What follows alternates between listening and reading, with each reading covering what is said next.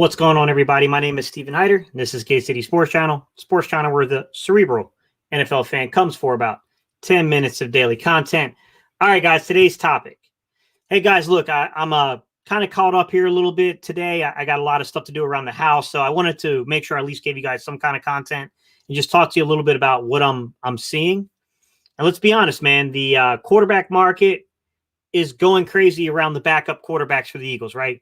Guys are kind of coming in and out in terms of being referenced to us. And let's talk about some of the things I'm hearing.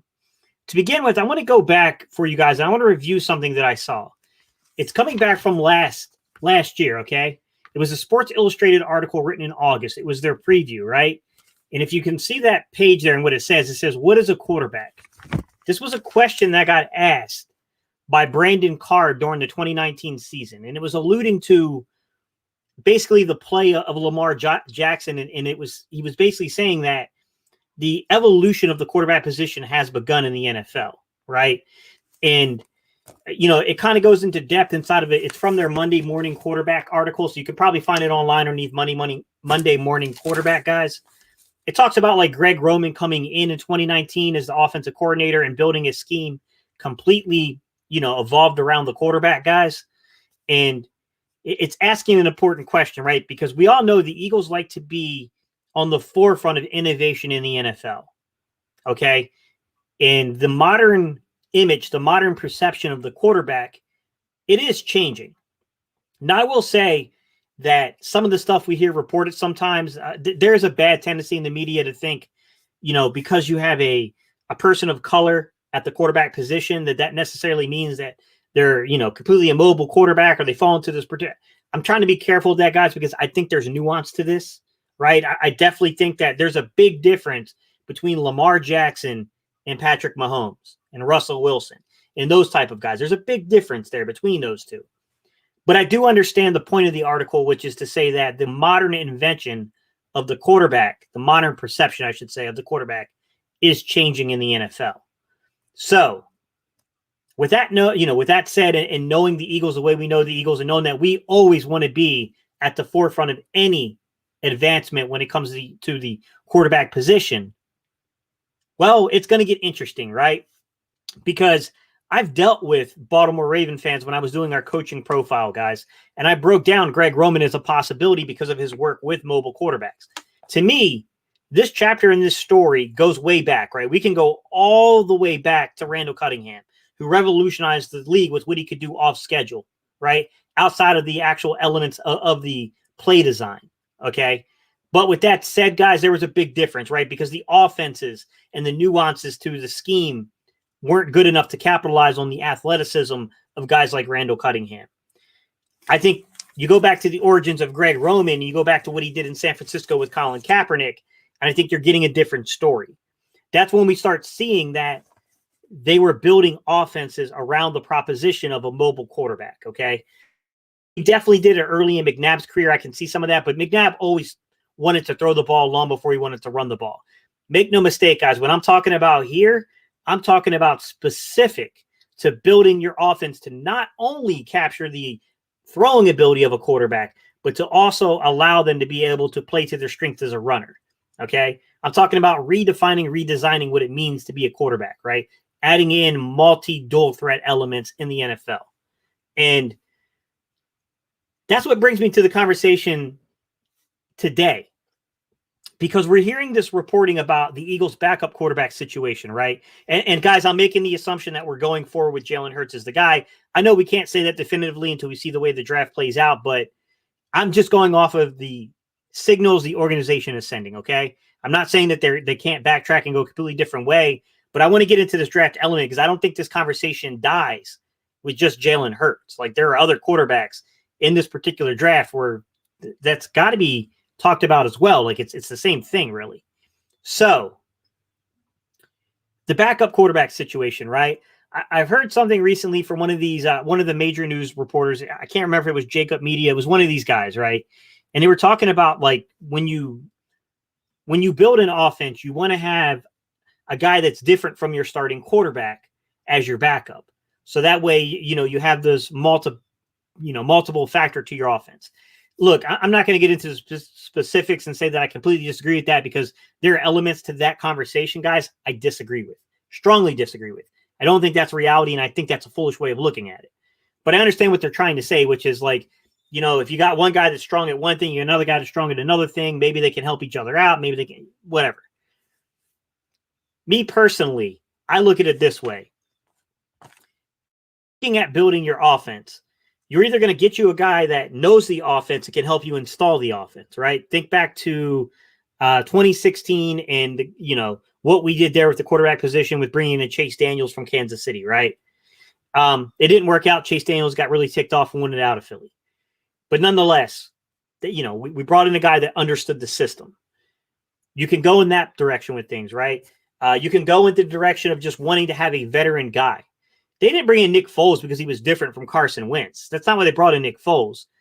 They wanted a guy with more experience, playing experience, than Chase Daniels. So they brought in Nick Foles because he had more playing experience than Chase Daniels did. Or what I think is the easier thing to do is to go with the guy that, in an ideal world, guys, and this is very idealized, I get it, but then you go with the guy that, number one, has the experience. Number two, will not make you completely change your offense, right? And then number three, kind of extenuates outward, right? Is able to develop, is able to help, not really develop, that's not the right word, is able to mentor a younger quarterback. That's why I was high on getting a guy like Jacoby Brissett. Jacoby Brissett he's not the same animal. He's not the same type of player as Jalen Hurts. He doesn't have the same physical gifts with, you know, the athleticism outside the pocket, but he's able to do it. He's able to do it, right? It's in increments. He can do that. You know, look at a Tyrod Taylor. That's why I wanted those type of guys, because you don't have to completely rethink your offense when you bring a backup in. You bring in a guy like Joe Flacco, you have to redo your offense, because Joe Flacco is not going to create outside the pocket. He's not going to. And I know that, you know, it's not always good to create offense outside the structure. I get that. But number one, let's be real as fans. It's exciting when you can see offense created outside the structure of a play, of a design. But also, it just helps with younger guys to, okay, maybe I'm not seeing the field that well. Maybe I do have limitations compared with, you know, 6-7 years of experience. But I can do things they can't do outside of the structure to make up for that until the game slows down for me. I don't know, like when I look at Joe Flacco, guys, when I look at these guys that are being referenced to us, they're statues, man. But I will say this about Joe Flacco. Like when you look at a guy like Nick Foles was getting dropped for sacks, guys, at an alarming rate. It was leading to him being injured. I will say that Joe Flacco's actual passes to sack rate was only like 10%. It was really low. He only had 146 dropbacks, though. But it was a pretty low percentage, guys. So, I mean, at least he may not be the most athletic guy, but he's big, he's strong, and he can get the ball out of his hands fast. But yeah, I just think that some of the ways that this stuff is being presented to us is being presented in a really, really, really bad way. And I'm not in favor of some of these names I keep getting here. I'm hearing reported. I don't, you know, outside of carrying a clipboard, I don't know what use they're really going to give you, to be quite honest. And they're going to be expensive. I don't think Joe Flacco is going to be a cheap backup option, to be honest with you, because the Jets still want him back as well. What's up, John Martin? What's going on, buddy? What's up, Port Dog? Romy One More. What's good, man? Big Play Slay. What's going on, buddy? Jack Time Harder. What's good, my guy? Snapback Jug. What's good, man? The Philly Talk Podcast. What's good, guy? How you doing, buddy? Ryan Rowe. What's good, man? How you doing, buddy? What's up, Paul? How you doing, buddy? Jalen. What's good, man? So here's what I'm hearing pointed out. Sorry, guys. I just wanted to say what's up, Michael. What's good, man? What's up, Dank? What's up, Bird's Eye View?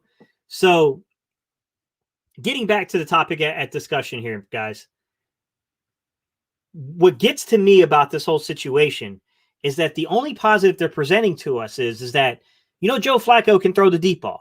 And I'm not taking any away from Joe Flacco's arm. Joe Flacco's got a good arm, guys. I mean, like, I agree with that. I do agree with that. But there's more to the NFL than just throwing a deep ball. Like, cool, that's great. You can throw a good spiral down the field. Awesome. Can you read coverage? You know what I'm saying? Can you process fast? Can you work the pocket well enough to avoid pressure? You don't have to be a guy that can just break a guy down on the outside and get by them and make them miss a tackle. But you got to be able to actually move around the pocket well. You got to be able to sense and feel pressure well, right? there's just so much more to it than just throwing a deep ball. And I'll be fair, guys, and I will bring up some of the stats when it comes to some of this, because there are some stats that need to be brought up and talked about. So I'll go over the passing depth, and I'll share the screen with you guys. Give me a second, and I'll talk about Joe Flacco, because someone brought it up, and it's a fair point that he throws a good deep ball. Okay, I'm not going to refute that. He does throw a good deep ball, guys. I can't necessarily refute it, but I will frame the question of, is that all there is to it? So hopefully you guys can see this. If you come down to, let me find the aisle for you guys of where he's at here. Let me find Joe Flacco on the deep ball. I think he's like 28th or so. Andy Dalton, man, maybe he's not that high. All right. So there's a quick way of sorting this and pulling him for you guys. Let me just type in his name. All right, so 38th. I was 10 off, 38th. All right, so Joe Flacco, you can see right here on 38, guys. I'll try to highlight it for you. Well, I highlighted everything. Sorry. All right, 146 dropbacks on the season, 65. Okay, wait a minute. I think this is pressure, guys. I don't even think this is deep balls. My bad. Let me see. Is this pressure? So this is him against pressure. We'll start off with pressure, okay, since I came to here. So 38th, right? 146 dropbacks, 65 basically attempts underneath pressure. Or 65 dropbacks underneath pressure. I'm sorry, guys. So out of his 146, 65 of his dropbacks had pressure. 55 passing attempts. So basically he got dropped 10 times off of pressure, it looks like.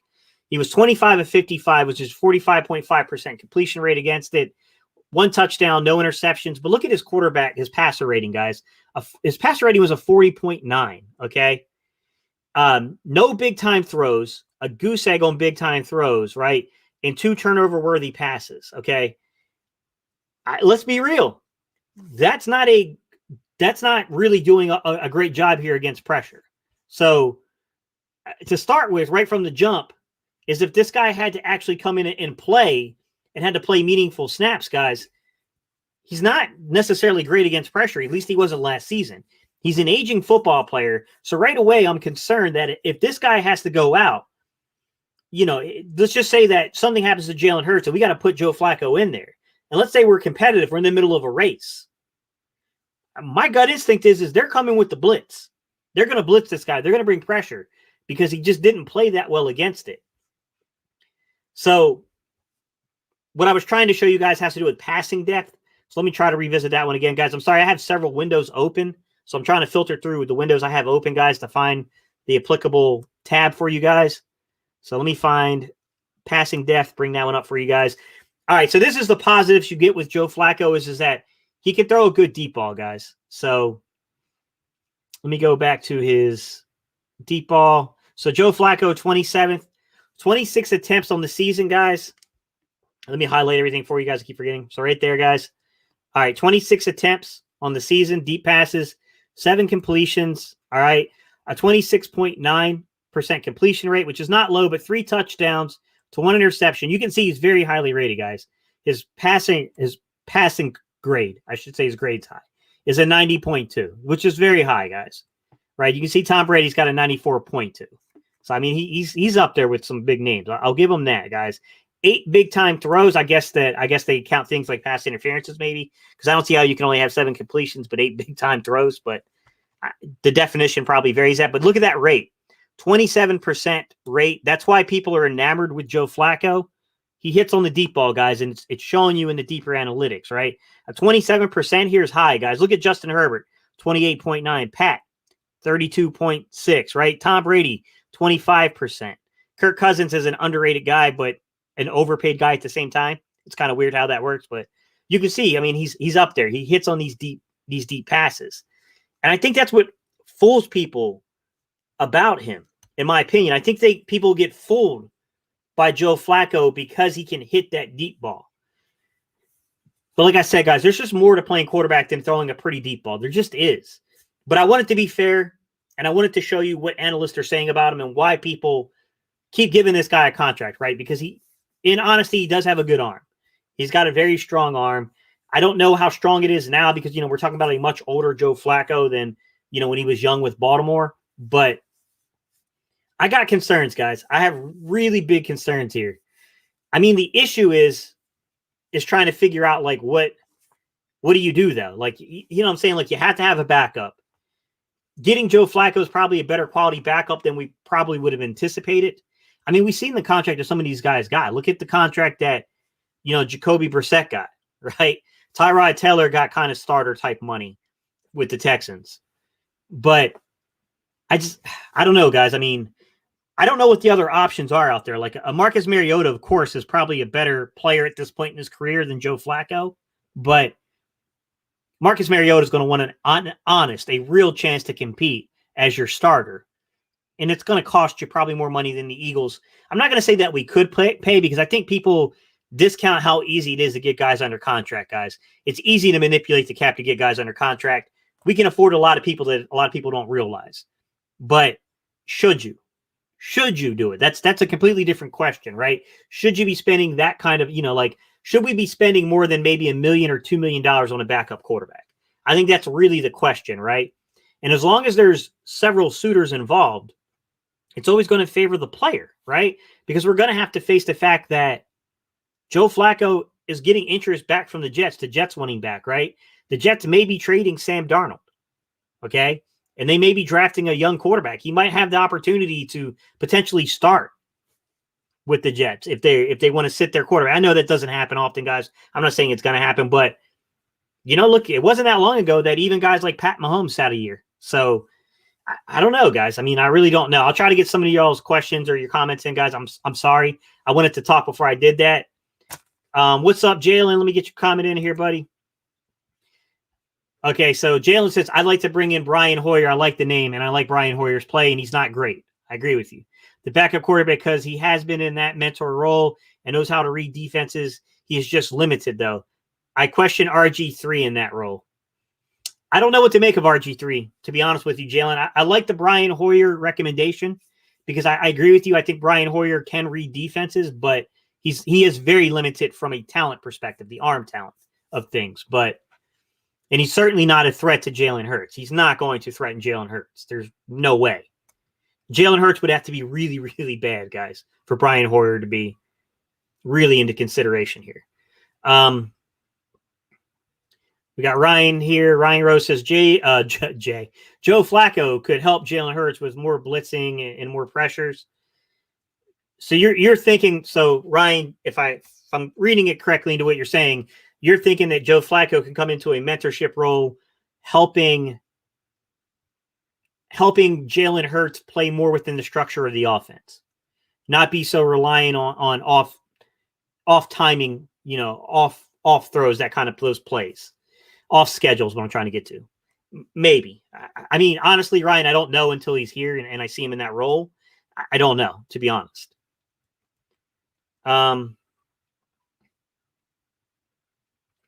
Shonuff said, one of our tight ends was drafted as a quarterback. If we don't sign a veteran, I would turn him back to a quarterback. Yeah, that was the kid from Buffalo. Not the Bills. I think he played at the University of Buffalo. I can't think of his name. Tavarius, something like that. I know who you're talking about, Shonuff.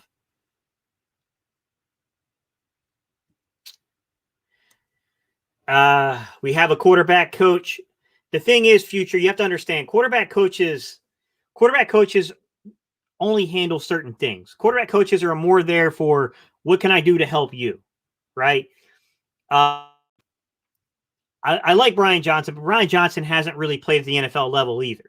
Like, he can definitely help him with the fundamentals, right? Saying like, hey, man, like, this is the structure of the offense. This is where your read should have been, that kind of thing. But the in and outs of being an NFL quarterback, Brian Johnson knows as much about that as I do. So, it's you have to understand kind of what the role is of a quarterback coach. The Philly Talk podcast said, not saying we're not going to be successful this year or not. Basically, you don't know if we will or won't be. But good teams don't play their backups. All the playoff teams last year wouldn't have made it if their starter went down. True. I understand that, Mike. But at the same time, like, you do need someone competent. I don't think you need a Nick Foles every time you know what I'm saying, but you need someone competent to carry you for a game or two because it's the NFL, man. Dudes get beat up and they're adding games. Got to remember, guys, they're adding an extra game to the schedule now. So that backup quarterback might become more important than people think. So it just depends, man. You don't need them until you need them. You know what I'm saying?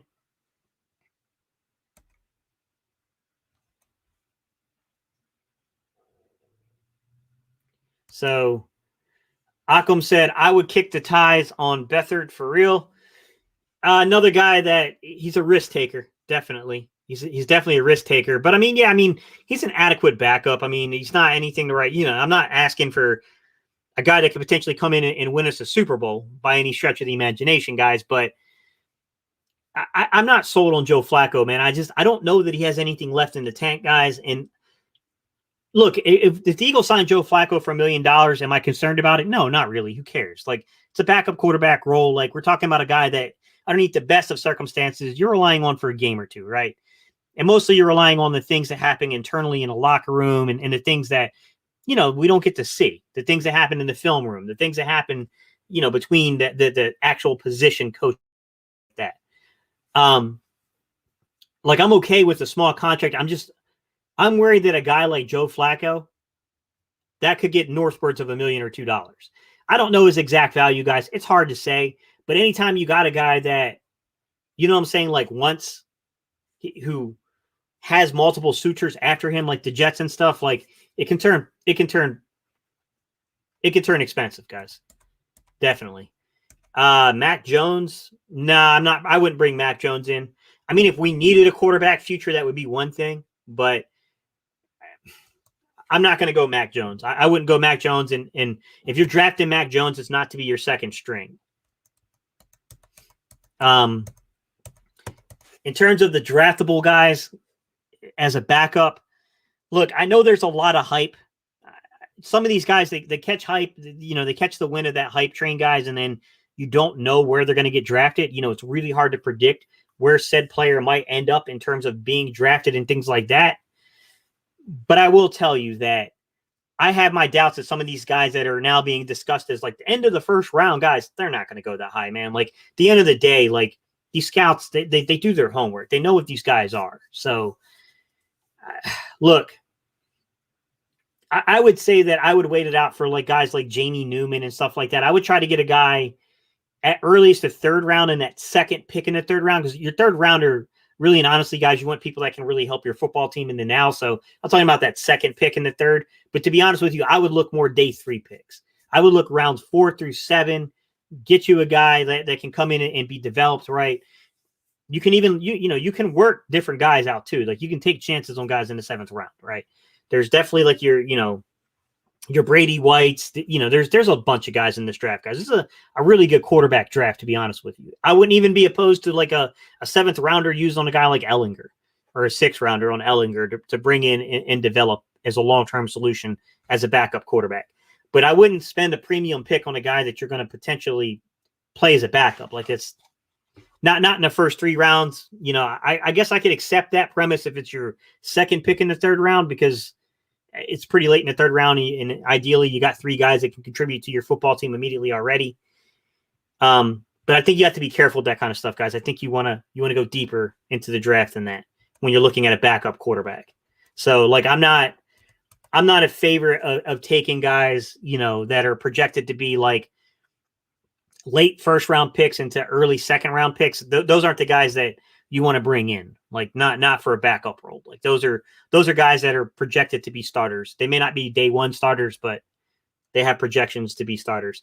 Dank Burrito said Davis Mills, the kid from Stanford. To be honest with you, Dank, he's on my list of guys to keep breaking down, but I haven't gotten to him quite yet. We'll have to see. We'll have to see how it goes. Dank, bro, you can't say that Ellinger is trash and then say Ian Book in the same sentence. No. Like, they're both not starting quarterbacks in the NFL right now. They're long-term developmental guys, but to me, they're on par with each other, Ellinger and Ian Book. Ellinger's got an elongated delivery. He's more, he's a dual threat guy. I mean, you look at Ian Book, he's a risk taker. He's a high turnover worthy pass guy. I mean, he doesn't particularly see the field well that great at times. Like, they're in the same category to me, man. Davis Mills is going to be really difficult to get at the value we're talking about, guys. I mean, Davis Mills might be a 4th round pick, but I could see Davis Mills going in the 3rd round if the team falls in love with him. If he's there in the 5th round or something, then yeah, I the little bit I know about Davis Mills, you know what I'm saying? I would go for him at that rate because I think that you're getting a good value there. I see what you're saying, man. Jalen's funny. Please explain to people with a grain of salt. Yes, exactly. So here's the thing, guys. I think he's speaking more in particular to the 40 times. You have to, was it measured by laser? Was it measured by hand timer? Hand timer is not accurate, guys. You got to add like a 1/5 of a second to almost a full second sometimes. Or a full 1/10 of a second. I'm sorry. A 1/5 of a second to a full 1/10 of a second. Sometimes when it comes to the hand timer, it's not a full second. That would be drastic, but hand timers can be really, really wrong, guys. So he's just basically saying, buyer beware with hand timers, right? So you got to know, was it done by laser? Like how did they actually capture the time? Yeah, I'm more in favor, Mike. I'm more in favor of the younger players too coming in. I'm not opposed to an older guy, but I just think you have to be careful with the contract value. So he said, I agree. I think if you got an older quarterback, you want a young guy behind him for the possible future that we have a young quarterback. I want a guy who can pass stuff on to Hurts. Hopefully he doesn't have to play. Big Birds, love Kellen Mond. I think that he's being blown up because of Chris Sims. I made a video about Kellen Mond a couple of days before Chris Sims released his quarterback rankings. And I'm high on Kellen Mond. I would love to add Kellen Mond. I'm not touching that dude in the first 2 rounds. Kellen Mond is an NFL-ready quarterback. There's no doubt about it. He's got a limited ceiling, though. This is not a high ceiling guy, Kellen Mond. I still think, and like, guys, it's an opinion. All it takes is one team to completely make your opinion crap. My opinion is this guy's not going in the 1st or 2nd round. He's going to be potentially a 3rd round guy that I would say more likely day 3. 4th round or later. At the end of the day, guys, you can hype a guy up, but the film is the film. These scouts know the talent evaluation. It's just a matter of does the GM or an ownership fall in love with said player when they get to meet them. But be honest with you guys, I think people are going to be cautious about quarterbacks because there's some things you can't do with quarterbacks this year. You can't put them through pro days to test them. Or I'm sorry, guys, not pro days, but you can't put them through private workouts to really test them the way you would want to, right? And I'll give you a guy that I would be way higher on. I would be over the moon for Trey Lance if I could work him out privately. I don't think we can do that, guys. And if you can't work a guy out that doesn't have a ton of starting experience, and I know that's a completely different situation between Kellen Mond and Trey Lance. Kellen Mond's got plenty of starting experience, but if I can't work a guy out that doesn't have a ton of playing experience to see how they react to certain situations, I'm hesitant to draft him. And it's a shame because, like I said, guys, I think Trey Lance has a lot of talent, guys. I'm not going to lie to you. If I was only judging guys throwing the football in shorts and a T-shirt, the dude's at the top of the list. The guy's got an amazing arm. It jumps off his hands, all that. He doesn't have a ton of experience, guys. And he played in an offense that is very run-heavy. It's a very good running offense. I like what they do there with the run game. But I would struggle to call that offense anything remotely similar to an NFL style offense. So, I mean, I know all this is in variance. No college offense is completely an NFL offense, but there are levels to it. And that level is way down there. It's not a very nuanced offense, to be honest with you. So Shonuff said, sorry, Shonuff, let me grab your comment, bud. He said, I think Lance is the best quarterback in this draft, potentially. Trevor Lawrence is Nick Foles in 2 to 3 years. Maybe. I mean, Trevor Lawrence is a little lighter in the weight, but Trevor Lawrence does have a good arm, to be honest. I mean, sure enough, there's nothing I want to do more than just agree with you just because I'm an NC State guy and I hate Clemson. So I'm not a hard guy to sell on calling, Trevor Lawrence a potential bust just because I don't like the school.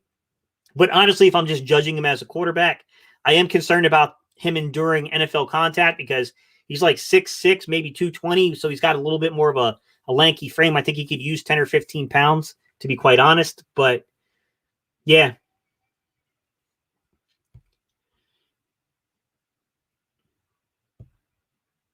Jalen said, what's your view of Caleb Farley? I see physical gifts like Darryl Green, but he has no instincts or experience. Similar situation to Tremaine Edmonds. Interesting you bring that up. So if I remember Caleb Farley correctly, he was not a corner coming out of high school.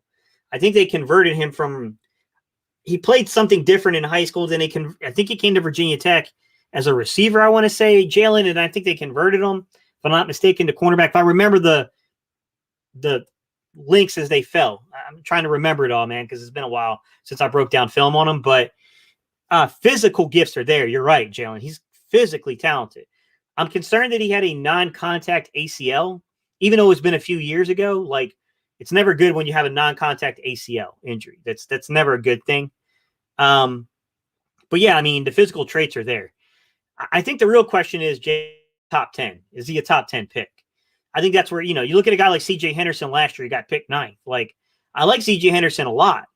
I think he's going to be good in the NFL. I don't know how I would have touched him in the top 10. But, what can you do if you're a team that needs a corner? You like that particular player and you can't trade back to get him. There's just not willing trade partners to put you in position to still pick that player. You kind of get forced sometimes into those kind of selections. So, yeah, it's kind of crazy with some of these guys, man. I could pull up. Let me see. They might, guys. I'll try to give you some of the draft profile stuff I have here. Like, they might come after me if I do it. So if it gets demonetized, you'll know why, guys. It's because I showed you something that they didn't want me to show you. But I have this profile here. Give me a second, man. I'll pull it up, guys, and I'll show you his draft profile. Let me take a look. Caleb Farley. All right, guys, give me 1 second. I'll try to pull this draft profile up for you guys to see. Share screen. Let me go to share screen. All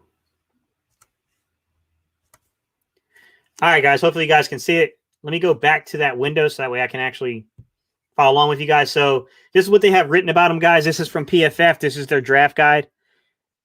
Caleb Farley set the Maiden, I don't know who that is, high school record for rushing yards in a single season, 2,500 in a senior campaign. The second team All-State quarterback also total 37 rushing touchdowns. Goes right to one of you guys were saying that he was a quarterback to receiver to corner. 1,700 passing yards, 21 passing touchdowns. His 58 total touchdowns in a single season ranks 3rd in North Carolina's prep history. Tagged as a 4-star recruit, Farley received more than 5 offers throughout his recruitment. Wake Forest, South Carolina, Virginia Tech, committed to the Hokies, obviously. All right. Said in the interview, I'm skipping all the way down, guys. He also said in the interview that he recorded a 4.25 second 40 time in high school, but told people 4.35 because they didn't believe him. I don't know if that's true or not, guys, in terms of his 40 time. I did not personally ever come across Caleb Farley as a coach. He's not someone I'm familiar with, even though he played here in North Carolina. I'm not familiar with him, guys. So 6'2", 207. His NFL comp is Jimmy Smith. That's a good comp. Biggest strength is his makeup speed. Press man experience is his biggest weakness. I thought he still played pretty well in man, but I guess I got to look at his press man because they're being very specific there by saying press man. Farley would have been firmly in the mix for CB2 behind Jeffrey Okudah had he declared after last season, but he returned only to be one of the first opt-outs of the year. Even Chase Claypool. So I guess if you go back and watch his 2019 film against Chase Claypool, he was pretty impressive. The biggest knock on Farley will be his tackling. He's missed 21 of 80 career attempts. While Farley has the physical profile for press man coverage, he's only played 58 snaps in his college career. So inexperienced, but I guess his snaps have been good there. Pros and cons, guys. Top end speed, closing distance anytime with the receiver. Then he's got an ideal build. Great ball production, 6 picks in 2 seasons. Does well to box wide receivers to sideline downfield, uses his size to advantage. His cons are press man traits with little press man experience, only 58 snaps.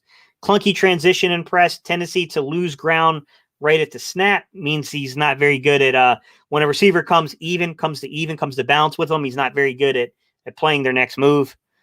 Static alignment, never tracked or flipped sides in game. That's not good. saying he's got tight hips, basically, guys. Haven't also saying he struggles to basically locate the ball. That's basically what they're alluding to. Haven't seen him play since 2019 as he opted out. So he's got a 90.5 coverage grade. He had a 49.9 run defense grade, 36% completion percentage, 58.4 in man grade, 91.9 in zone grade. Well, you know, we are set to run a lot of zones, so Farley has the physical tools necessary to be an elite NFL corner, and he played like one in 2019. NFL projection is first round, guys. All right, so he had his advanced data is 10 forced incompletions. That's a high forced rate, guys. That's pretty good.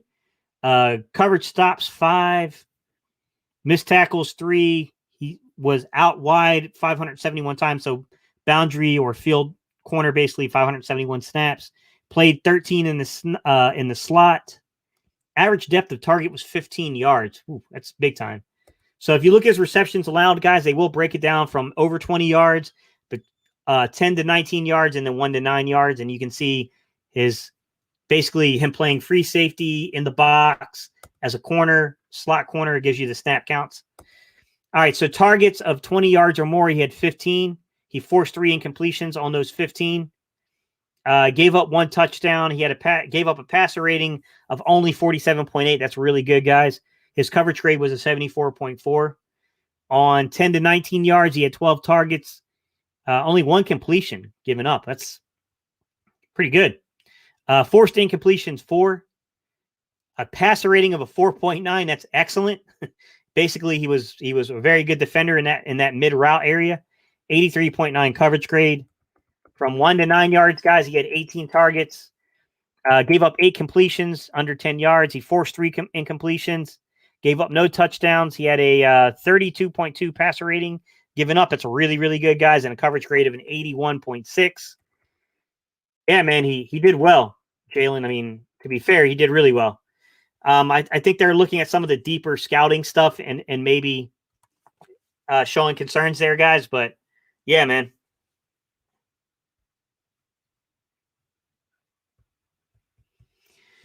Guys, I'm going to jump off here in a little bit, but I'll stick around for a few more minutes, guys. I just, because I got all this, I got put to the honey to-do list, guys. So my wife's got me out here like changing the kitchen freaking faucet, changing doors and all kinds of crap, man. I just didn't have time to really do a video yesterday, so I wanted to make sure I had time today. Yeah, guys, I mean, I like them. I like a lot of the players from this draft, guys. I definitely know we're going to sign somebody. I don't think the free agency hits are done yet, guys. But yeah, I mean, we'll see what happens, guys. I still think we can use a running back. I think we need a contact bounce back. I think we need another corner. And I still think we need a draft, guys, because just because I'm saying we need to add a corner doesn't mean that I don't think that we need to still draft a corner. We still need to draft corners. I'm wondering what they're going to do, or is this free agency period, a little bit of money we gain, is this going to be primarily spent on guys on defense, right? Because we're definitely hearing rumors of adding a linebacker as well. So probably a backup quarterback. I wonder if we go heavy off season with defense, a little more heavier in offense in the draft, supplementing the defense as well. That's what I'm wondering, guys. I'm wondering if it's going to shake down like that, guys. So Andrew said, Steve, if an NFL club offers you a position in their scouting, statistical, coaching departments, would you consider accepting, knowing you would have to give up what you are doing now?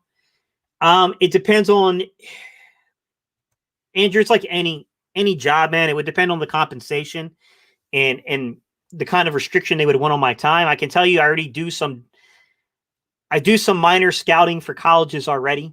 Nothing to write home about, guys. I'm just an area scout. I don't even get listed on anything for it, but I do definitely do some minor scouting stuff. And that's because it allows me to still do this YouTube stuff and still do that.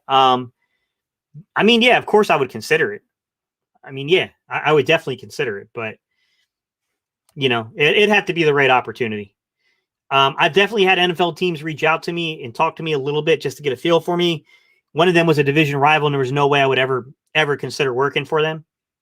I can't grow up my entire life hating your organization and then go to work for you. That's not a good look. That's not going to benefit either party, me nor them. Yeah, I'm familiar with. So if you remember, Angry Eagle fan, I did a profile video, or like not a profile video, but I did like a thing on a community post on him when I first started scouting. I love him, man. His brother's kind of getting a turnaround in his career as well. Like big physical kid, good link to him, man. I think he's going to be really disruptive, man, in zone. I really do. I think he's just going to have to show that he has the athleticism at the NFL level. But like, yeah. We'll have to see. We'll have to see how it pans out, man. I don't think this is the greatest cornerback draft, to be honest with you, but I do think that there's still talent in this one. I think we can walk away with a guy. We can walk away with a guy or two from the corners. I'm just guys, here, this is what I'll end on. I'm just hoping that the coaching staff, the scouting department, and then key players and personnel, the personnel that are running these personnel departments, are a little bit more in unison this time around. Right? Because that's really the trick. Because if you start having conflict between your coaches and scouts, you know what I'm saying? Like that's when things can start going wrong. I'm not saying that everyone needs to be on the same page with every single player, but you hope to see a little more consistency with that, right? I mean, I think that's the bigger thing going forward, guys. Akam, I mean, it's hard to say, man. At this point, I need to see what he has first before I say that, like just make him a backup. I think you got to give him a shot. You know what I'm saying? I'm not saying that you give him a shot just for the heck of giving him a shot, but unless you can get a crazy scenario or situation that where like one of the big names at quarterback slip down to you, I think you have to give him the shot before you do that. And I know that there's risk. Like I hear the people that say like, oh, just wait till 2022 and then take a guy. Like we don't know how the quarterback class is going to look like in 2022, right? It could be good. It could be bad. We don't know. But I mean, look at Zach Wilson. I like Zach Wilson a lot. I think Zach Wilson's going to be really good in the NFL. Zach Wilson was not on any of the radars prior to this season, right? So, who knows what the 2022 class will look like, but we'll have to wait and see that, man. I'm not a. Yeah, right now they have no choice. You're right, Akam. I agree, but I mean, we'll see how it shakes out, man. That's why I'm not saying anything definitive because you know what I'm saying. You have to be careful, man. You have to be careful with doing that kind of stuff because this front office will say one thing and do something else. You know what I mean? Like that's why I said anything that gets said around this time of year, Akam, when it comes to like the owner or the GM or like I just don't believe what they say, man. I think there's always an angle to why they're saying something. And I felt like Howie was just trying to backtrack and make teams feel like we might pick a quarterback, right? I don't think that's truthful. I think they have guys on their list. Like if Zach Wilson fell, like, yeah, I think they would. And I think if we were picking in the top 5, it would be a different story. But I think Howie was just trying to backtrack, man. I think he was trying to undo the harm in the original statement to try to make people say like, hey, man, like if you want a quarterback, you better come jump us. I think they're just trying to slide the board. Personally, I think they're trying to slide the board. I think it's what they're trying to do. Or they're just trying to, I don't know. It's hard to say, man. Like the original statement that got made by Lori, I mean, my take on it was if he's being truthful, then the only real benefit to doing that is to indicate that you're willing to trade with somebody, right? That, hey, I'm open for business. I'll trade with you if that's what you want to do. You get what I'm saying? But other than that, it doesn't make a lot of sense from a strategy standpoint, right? Like you shouldn't really tip your hand of what the heck you're going to do. You should keep people guessing. So we'll see. I mean, we'll see what happens. All right, guys, I appreciate y'all tuning in. Jalen said, what does Dallas Goedert extension look like? I'll tell you what, Jalen, I will make a video. Let me write it down. I'll make a video on that. Let's do a prediction for a Dallas Goedert extension. Like I'll look at the market. Offhand, I don't know, man. Like I'd have to look over the contracts and get a feel for how the contracts are going. But Dallas Goedert extension video. I'll do a predictive video just kind of looking at that, and I'll let you guys know. All right, guys. I appreciate y'all tuning in, guys. I will try to make another video tonight if I can. If I can't, then I'll hit you up with either another live stream tomorrow and a video, or we'll work something out, guys. All right, guys. I appreciate y'all tuning in. We'll see what happens on the Joe Flacco front and the Nick Foles front and the 100 other quarterbacks. I love some of the suggestions you guys gave. Brian Hoyer, I think, makes sense as well. I mean, he's not a threat to Jalen Hurts. I think, he's a guy that has played some snaps. We'll see you guys. All right, y'all. Peace. I'm out of here, guys. I appreciate y'all. I can't do some of these stuff live on stream, guys, some of the drafting profiles. But if you DM me at Twitter or Instagram, I can record them, screenshot them, and send you some of them. I'm not going to do 600 pages, guys. But if you give me particular players you want, I'll send you the players. All right. I'll give you the draft profile. All right, guys. Peace. I'm out of here.